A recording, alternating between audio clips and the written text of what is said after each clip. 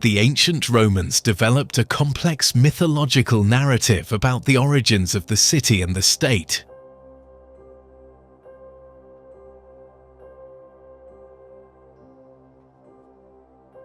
Titus Livius, Dionysius of Halicarnassus, Plutarch, Virgil and Ovid, historians and poets, most of whom lived during the Augustan era, incorporated extensive references to the myth of Rome's foundation in their works.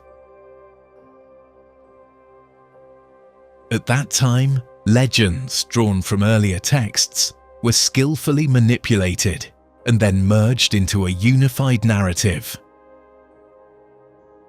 In this way, the ancient Romans interpreted the past in light of present events.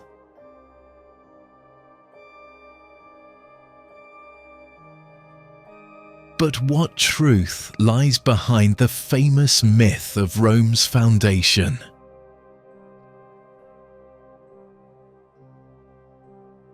In the 19th century, the Danish historian Barthold Georg Niebuhr clearly highlighted the issue of reconstructing events related to Roman history.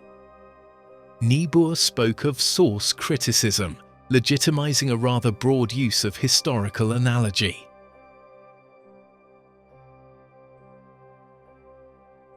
Additionally, by the late 19th century, archaeology had provided a truly fundamental contribution to accurately reconstructing the events of Rome's foundation, leading to a crucial turning point in historical investigations. Thanks to significant new archaeological discoveries, the historical accuracy of the traditional account of archaic Rome seems to have been largely confirmed. Therefore, at a certain point, the scientific hypercriticism inherited from 19th century positivism had to temper some of its more radical positions and adopt a more accommodating stance.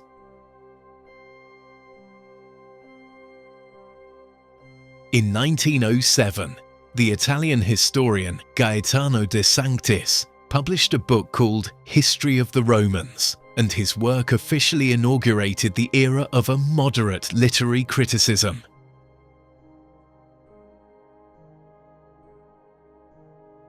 The primary and fundamental goal of this approach was a careful examination of the most reliable literary sources. This essentially meant living an extreme critical attitude toward the myth, particularly in light of recent archaeological discoveries. Of course, being cautious does not mean accepting the truth of literary sources unconditionally. Rather, it encourages the application of appropriate filters when analyzing historical sources.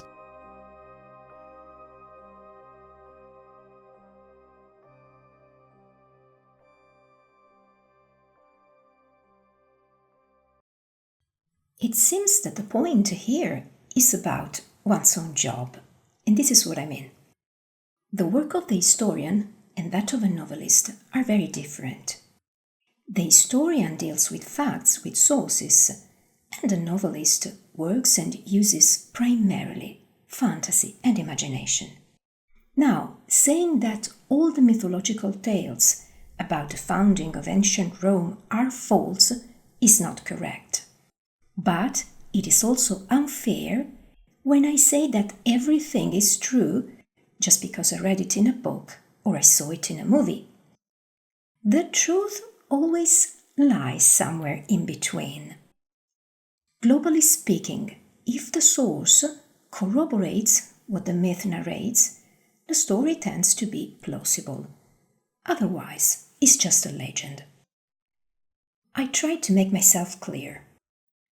Let's think about the Roman coins.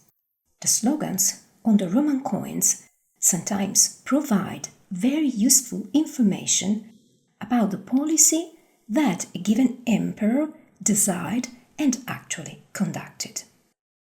So, if I come across a source which is mostly unfavorable towards that emperor, the coins are there to remind me that maybe the source is too extreme. And at this point, I should ask myself two precise questions. Number one, who wrote the source? And number two, why he wrote it that way?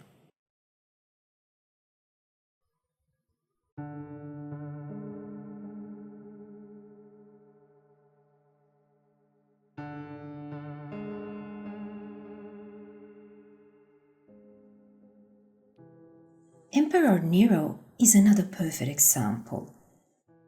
Even though nowadays Nero's historical figure has been widely reevaluated and cleansed of the distortions of a historically biased critique, the well-known legend according to which Nero set fire to Rome still has sort of an impact on the modern mass culture. I don't know if any of you remember that many years ago, an American software house produced a specific software to burn CDs, and they call it just Nero Burning Rome. Of course, it's meant to be ironic, but the irony recalls the echo of this legend.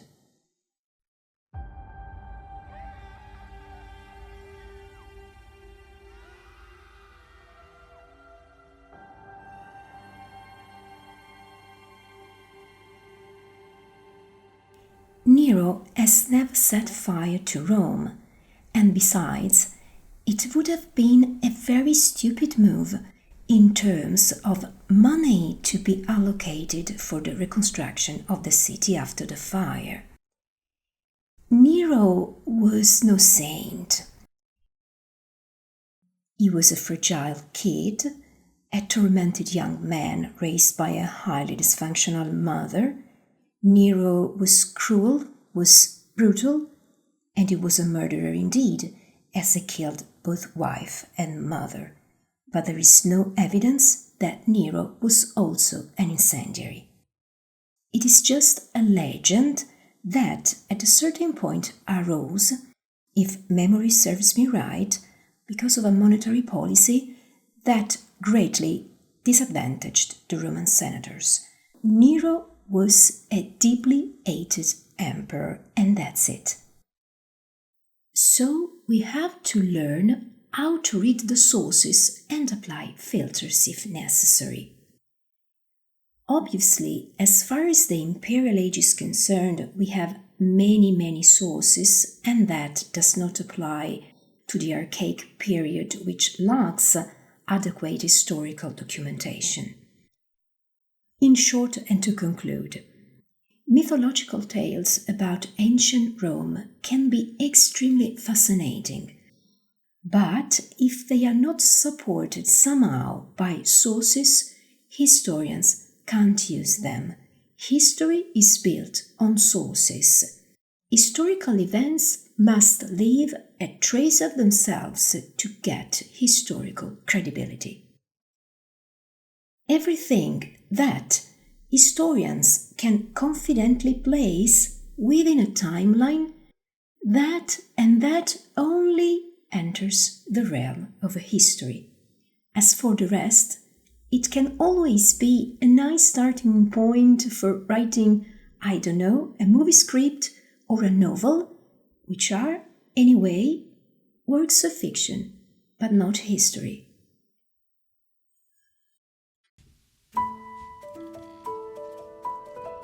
There are 5 main types of historical sources.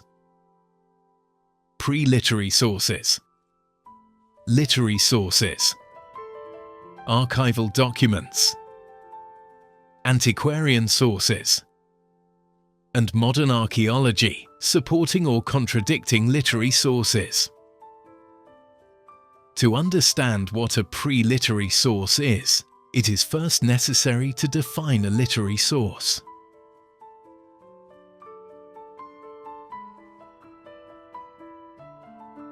This kind of source, in a way, falls within the concept of Latin literature. Officially, Latin literature begins in 240 BC in the mid-3rd century. We can also say that Latin literature begins with Roman theatre. The initiator of Roman theatre was Livius Andronicus, who was not even a free man, but rather a freedman from Tarentum, emancipated by his master at some point. In short, in 240 BC, Livius staged a comedy, marking not only the beginning of Roman theatre, but also of Latin literature in a broader sense.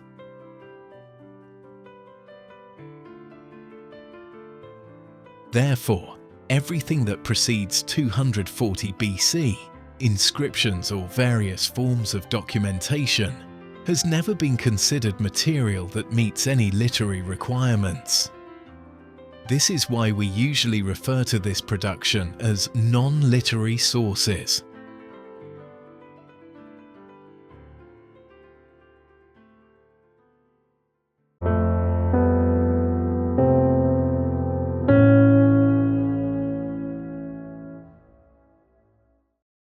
Non-literary sources essentially include artifacts on which some form of inscription has been found. In particular, we refer to funerary epigraphs on one hand, and on the other, a vast collection of oral traditions. Among those inscriptions, the most well-known was found on a cylindrical container with a lid, called cista in Latin. Specifically, the Cista Ficaroni was discovered in 1738 near Palestrina, the ancient Praeneste. The artifact is believed to date back to the 4th century BC and is now preserved at the Museum of Villa Giulia in Rome. The inscription on it contains the following Latin words. Although the Latin is quite archaic, it can still be translated. Dindia Macolnia gave me to her own daughter. Novius Plautius made me in Rome. However, the text itself does not reveal much. It certainly provides important testimony as far as the craftsmanship of the time is concerned, but beyond that, the Cista Ficaroni belongs to the private environment of the family the two women belonged to. Both the Cista Ficaroni and the artifact known as the Dueno's pot appears to be, in a way, more representative in the context of the earliest Latin text production. The inscriptions on Dueno's pot date back to around 600 BC, though their discovery is much more recent. The German archaeologist Heinrich Dressel found this object in 1880 on the Quirinal Hill. Dressel actually unearthed a Greek-style vessel known in Greek as kernos, which is now housed in the Berlin State Museums. Like the Cista Ficaroni, the inscriptions on the exterior of the Dueno's pot refer to a private context. Reference is made to a gift given by an aristocrat to a peer, hoping that the vase would not end up in the wrong hands.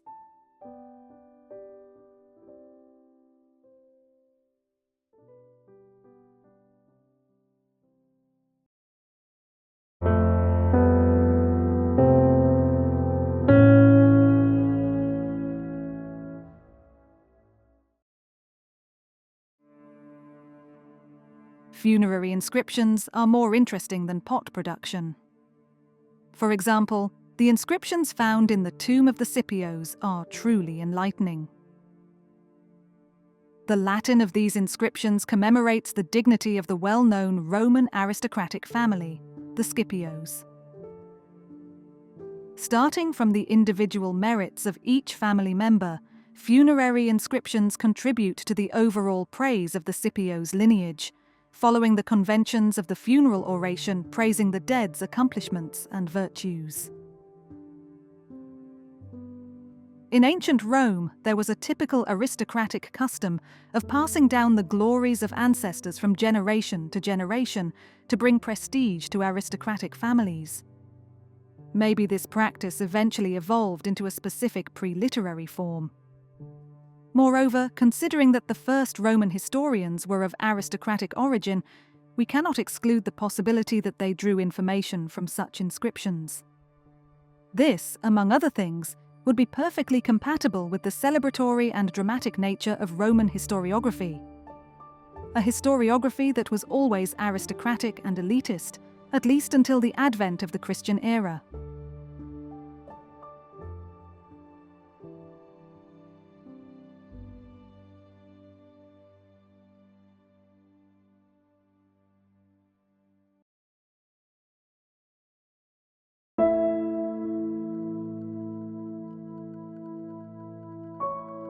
In the realm of oral tradition, everything becomes more complex. However, the structure of many legends about the origins of Rome is closely tied to orality, making them particularly susceptible to distortions.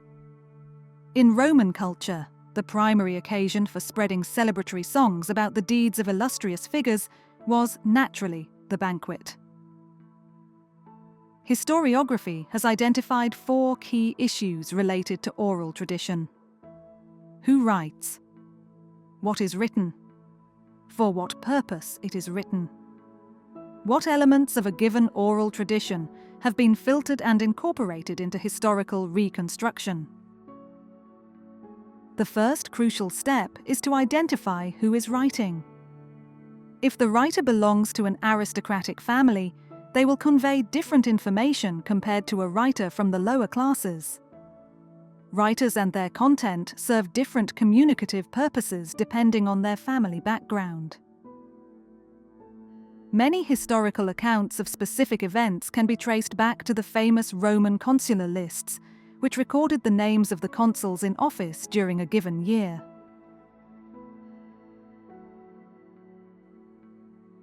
While the chronology is reliable, we have a question to ask. Is the fact itself just as certain?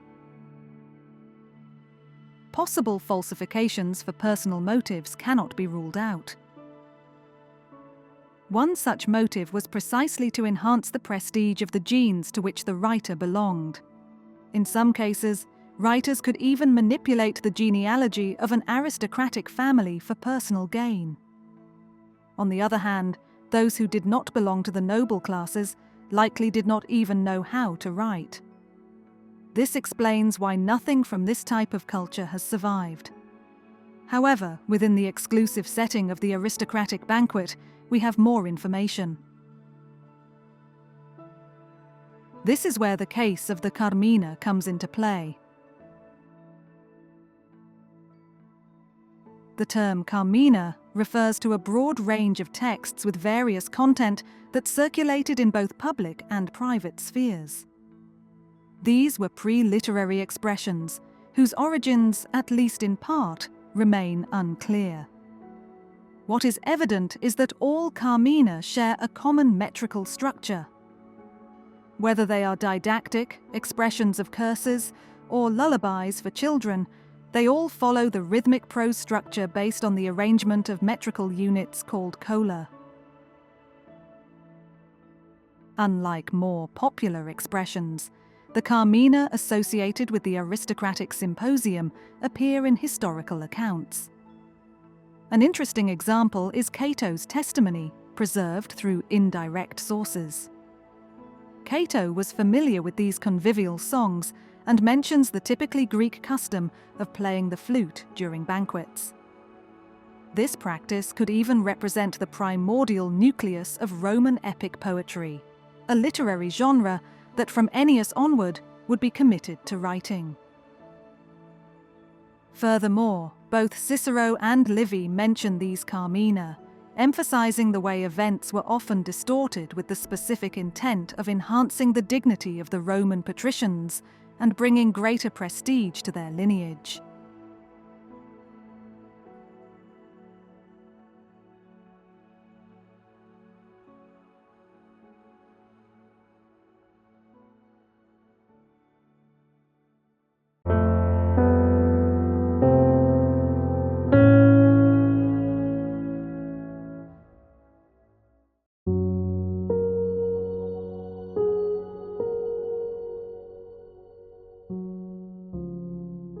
The Danish scholar Barthold Georg Niebuhr, when analysing the substrate of all these pre-literary manifestations, was particularly struck by the Carmina performed during banquets. These songs, called Convivia from the Latin word convivium, meaning banquet, seem to establish an interesting parallel between the aristocratic-style symposium typical of the local elites of Latium and Etruria and the Greek symposium. Niebuhr associates the Roman sodales with the Greek heteroi. Both groups share the same purpose: valorizing the past in order to strengthen the social cohesion of the present. Obviously, not everyone accepted this theory, but other scholars, such as the British Peter Wiseman, found Niebuhr's position rather stimulating. Building on Niebuhr's Carmina, Wiseman distinguishes a production for an educated audience characterized by the refined reworking of the Carmina themselves, and a production entrusted to itinerant storytellers confined to popular settings similar to the ballad. Going even further, the French scholar Georges Dumézil actually tried to trace in the stories about the origins of Rome, the Indo-European ideology, which he calls tri-functional. According to Dumézil, the Indo-Europeans understood the world through three areas, three distinct and complementary functions. The power of the king, manifested through two aspects, one magical and the other juridical. Physical strength belonging to warriors and the concept of fertility, typical of men, animals, and nature, in other words, a kind of material prosperity. Dumézil recognized various Indo-European identities in some events of archaic Rome. For example, the abduction of the Sabine women. King Romulus, by abducting the Sabine women, aimed to provide the Romans with wives capable of procreation. This, in general terms, is also reported by Livy in his books. However, according to Dumézil, even before that, the episode of the abduction finds its echo in a Scandinavian mythological tale as well as the Roman theology.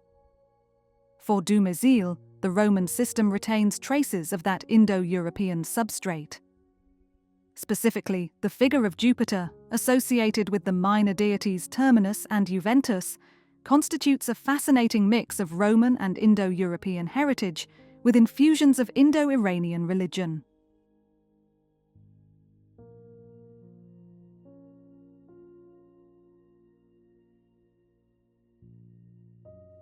Finally, we cannot forget the events surrounding King Servius Tullius.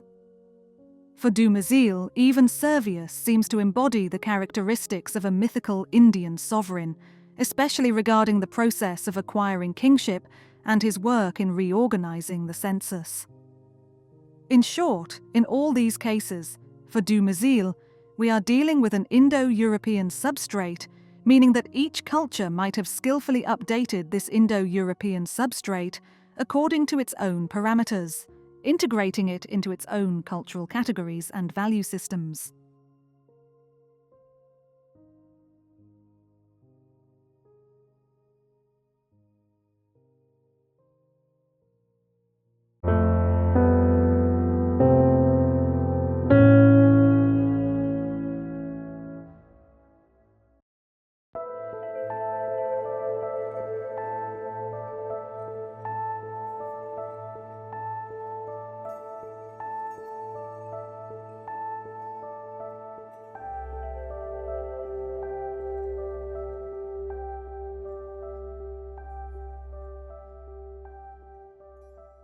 Even the ancient Roman authors themselves had doubts and uncertainties in reconstructing the events related to the origins of Rome.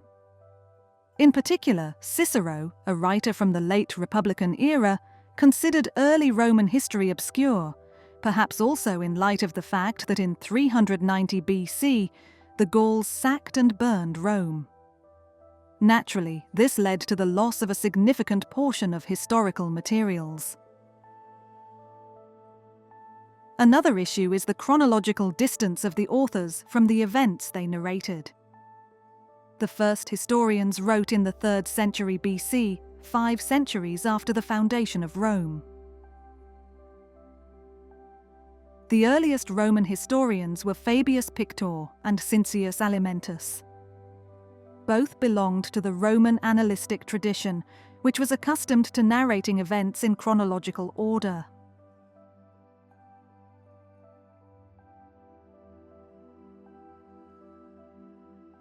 However, Fabius and Cincius wrote in Greek, which at the time was still considered the language of diplomacy. It was Marcus Porcius Cato, also known as Cato the Censor, who, with his work Origines, became the first historian to write Roman history in Latin. Origines has been lost, and only indirect fragments remain. Compared to Fabius and Cincius, Cato presents a different cultural perspective due to the historical changes of his time. By Cato's time, Rome was no longer perceived as an enlarged village, but as the ruler of Africa and the Greek East. Apart from Cicero in the Republican era, the greatest Roman historiographical production took place during the Augustan age, during the historical phase of the Principate. The most representative author of this period was Livy. Livy wrote 142 books on Roman history, known as Libri ab urbe condita, beginning his narrative with the foundation of the city, as the title explicitly indicates. Unfortunately, Livy's monumental work has come down to us in a rather fragmented state, except for some summaries from the late Antiquity period, to which we can add the commentary of Florus and the breviary of Eutropius. Another peculiar historical figure of the Augustan age was the Greek Dionysius of Halicarnassus, author of Roman Antiquities, a work composed of 20 books. Dionysius' narrative begins with the foundation of Rome and ends with the outbreak of the First Punic War in 264 BC. Aside from the painful episode of Rome's defeat at Cannae, after the Second Punic War, Rome's power was in constant ascent.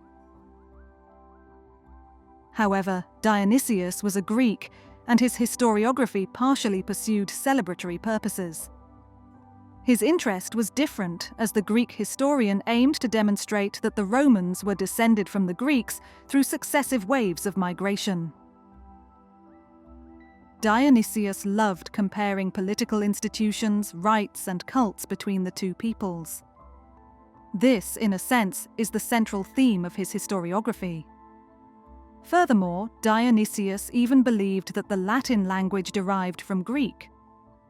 Given the well-known habit of Latin grammarians to write grammars based on Greek, which was considered the language of culture par excellence, Dionysius went so far as to see Latin as a sort of Greek dialect.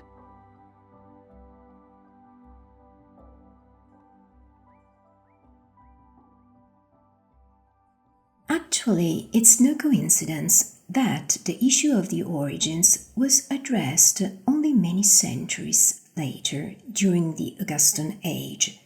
The age of Augustus, in fact, coincides with the peak of the Roman power. And this is what I mean. As long as Rome was only a small city-state, nobody was really interested in its origins. But later, when Rome became the ruler of the entire world, in Latin Roma caput mundi, which literally means Rome as the head of the world, and we know that the head, metaphorically speaking and physically speaking, runs the rest of the body, there was likely the strong need to give the city equally noble origins.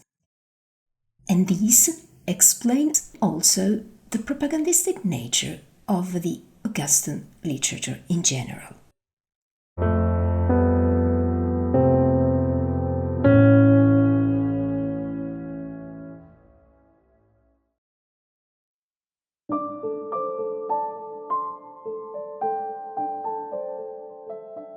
Archival documentation is not necessarily distinct from historiography, since it shares the same narrative structure.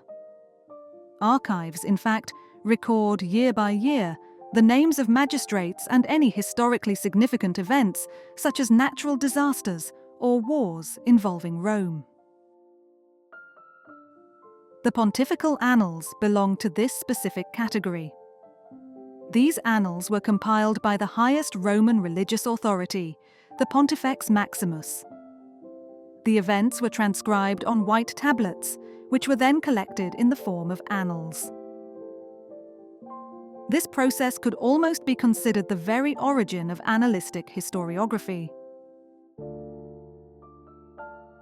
The most well-known annals are those from 130 BC, written by Mucius Scaevola in 80 books, which even Servius seems to reference in his commentary on the Aeneid.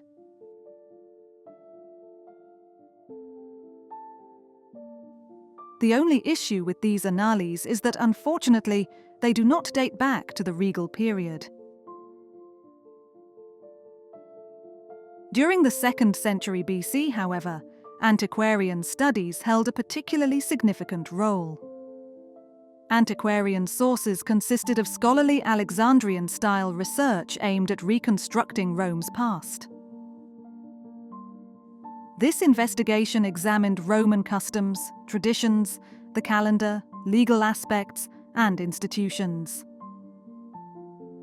Notable contributions in this field include those of Varro, a Roman author known for writing De Lingua Latina, in which he meticulously reconstructed the etymology of Latin words based on data gathered on Roman customs and traditions.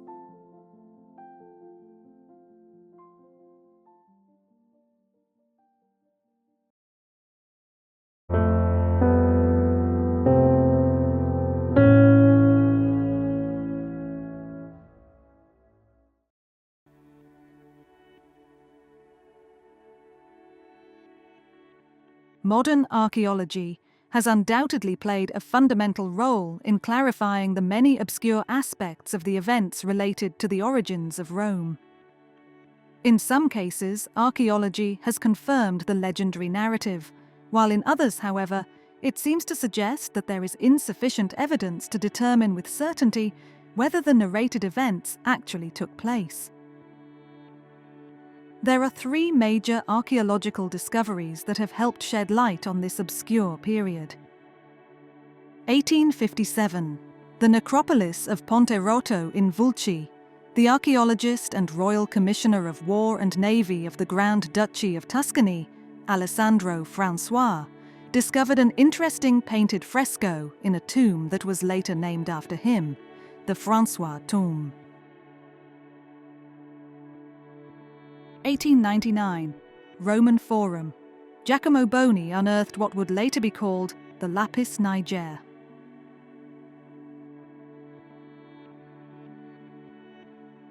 1988, on the southern slopes of the Palatine Hill, the Italian archaeologist Andrea Carandini discovered what has gone down in history as the Wall of Romulus.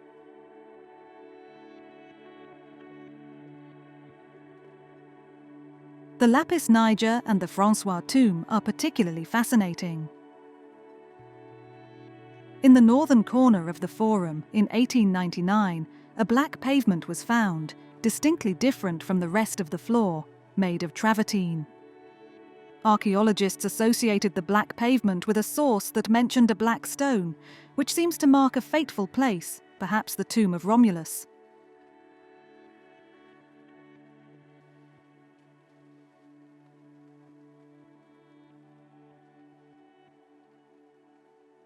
Beneath the floor, a vast monumental complex was also found. It includes a platform on which an altar stood, and nearby there was also a stone marker bearing a fragmentary text written in a very ancient Latin according to a Bustrophodon style.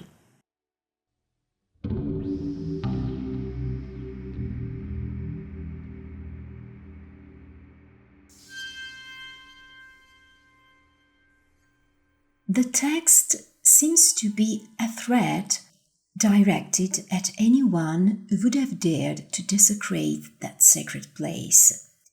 And the fact that the inscription contains the word reke, which is a very ancient dative form for regi, that clearly indicates the presence of a king in the sense of a monarch, and not the Rex Sacrorum of the Republican age, who is the head of worship and rituals in the context of the Roman civic religion.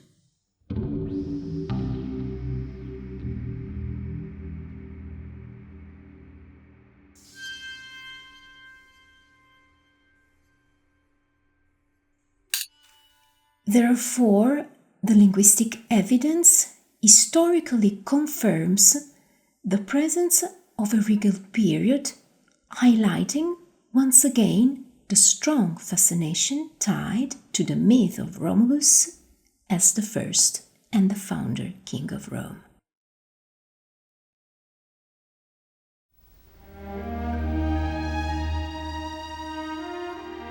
Lastly, but not least of significant historical and artistic interest, is the tomb of Vulci, better known as the Francois tomb. It is believed that the tomb belonged to the Sati, a noble Etruscan family from Vulci, but what truly makes it extraordinary are its frescoes.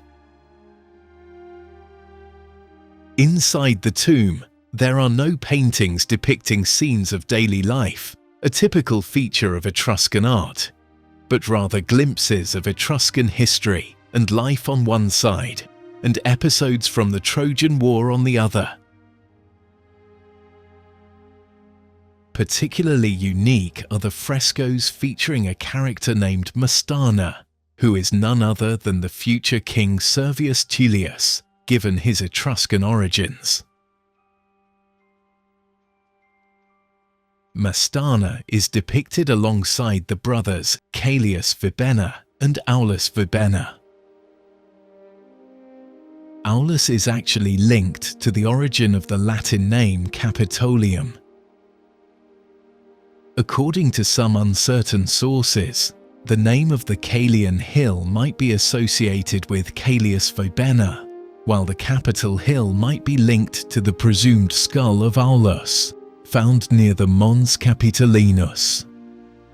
In essence, the place where his head was discovered may have been renamed Caput Auli, which means head of Aulus in his honor, eventually becoming Capitolium or Capitol.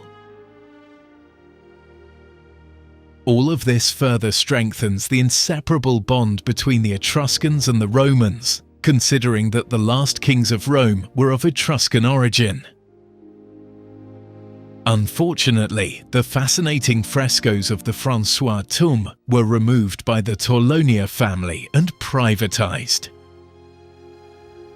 The Italian state has yet to resolve this issue, which urgently requires a definitive solution, as such an artistic heritage should not belong to a select few, but be accessible to all on a global scale.